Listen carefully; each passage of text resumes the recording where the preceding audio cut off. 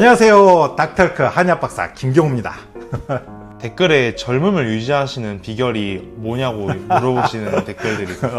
젊음의 비결요? 그래도 이제 제가 지금 이제 50대 중반인데 나이에 비해서는 좀 젊어 보이는 것 같다라는 말을 간혹 듣곤 합니다. 30대 같다, 듣기 좋아라는 말씀이죠. 40대 같다는 말을 가끔 듣는데요. 제 비결은 그런 것 같습니다.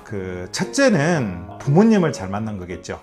유전적으로 영향이 없다 볼 수 없어요. 저희 형제들을 보면 다 젊어 보이는 거 꼭 아니에요. 그래서 유전적 요소가 제가 볼 때는 적게 보면 20%일 거고 크게 보면 80%까지도 볼 수 있는데, 제가 볼 때는 부모의 영향이 첫째 크지만 그 부모의 영향을 제가 어떻게 할 수 없잖아요. 그래서 후천적으로 제가 노력했던 거를 좀 알려드리면, 어렸을 때는 좀 나이에 비해서 좀 늙어 보인다 이런 말을 들었던 사람이 나이 들면 좋아요. 그게 유지되거든요. 제가 했던 거는 그렇습니다. 한약을 하면서 경험했던 건 뭐냐면, 피부에다가 어떤 좋은 걸 바르니, 선생님은 얼굴에 어떤 걸 해요, 어떤 크림을 발라요, 얼굴에 좋은 영양제를 하시나요? 라고 하는데, 사실 저는 매일같이 샤워하면서 스킨로션 바르는 게 거의 다고요. 옛날에는 얼굴 때밀이로 얼굴 밀 정도로 그런 관리법을 썼어요. 근데 가장 중요한 거 딱 한 가지, 요것만 하시면 좋습니다. 얼굴은 늘 차게 하시는 게 좋습니다. 뭐냐면, 우리가 한의학의 이론 중에 두환조결이라는 게 있어요. 대부분의 병들이 얼굴 쪽으로 열이 나서 문제이고, 두통도, 비염, 전부 다 얼굴로 열이 떠서 문제가 되지요. 그리고 대부분은 다리가, 백부가 차서 오는 병이 많아서, 한의학의 원리에서는 배와 다리는, 또 등까지는 좀 따뜻하게 해주고 가슴과 머리는 차게 해주는 게 좋다라는 이론이 있어요.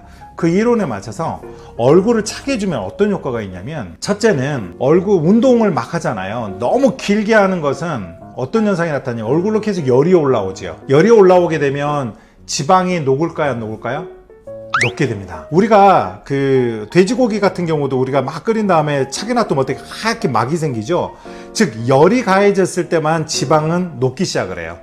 그래서 지속적으로 열과 산소가 공급되는, 즉 유산소 운동을 했을 때 지방이 연소가 되듯이, 지속적으로 너무 오랫동안 유산소 운동을 하게 되면 얼굴로 계속 열이 올라오게 되면서 혈액이 돌면서 연소가 되기 시작을 하거든요. 그래서 지방이 녹게 되면 당연히 주름은 조금 더 깊게 보일 수가 있어요. 그래서 저 같은 경우는 너무 다이어트를 극심하게 하는 것을 좀 피하시는 게 좋고요. 또 하나는 반드시 운동 이후에는 얼굴을 좀 차게 해줘서, 그러니까 집에서는 뭘 해주시면, 저는 이제 마지막에 냉온욕을 통해서 마지막 찬물에 들어가서 얼굴을 거의 얼리다시피 해서 나오는 경우가 많고요. 그걸 매일 합니다.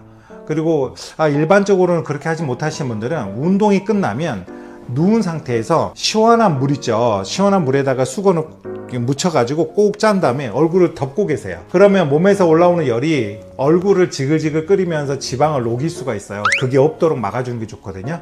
그래서 얼굴을 차게 하시면 가장 얼굴을 좀 탱탱하게, 촉촉하게 유지할 수 있습니다. 여기서 중요한 것은 이렇게 얼굴을 차게 해주는 것 뿐만 아니라 얼굴로 열 자체가 오르지 않게 해야 되잖아요. 저도 굉장히 속으로 삭히고 참는 과인데, 너무 그걸 많이 하지 마세요. 계속 열이 오르고 근심하거나 걱정하게 되면 생각을 너무 많이 해도 자꾸 얼굴로 열이 올라와요. 그래서 안 좋거든요. 그래서 좀 생각을 좀 많이 내려놓고 몸을 움직이는 쪽으로 많이 하시고, 자꾸 웃어주게 되면 훨씬 더 근육이 말랑말랑해지면서 혈류순환이 좋아지게 되고, 또 과도하게 오르지 않도록 생각도 좀 줄이시고 몸은 좀 많이 움직이시고 얼굴 차게 해주시고, 이렇게 해주시면 아마 얼굴의 탱탱함은 유지하지 않을까 싶습니다.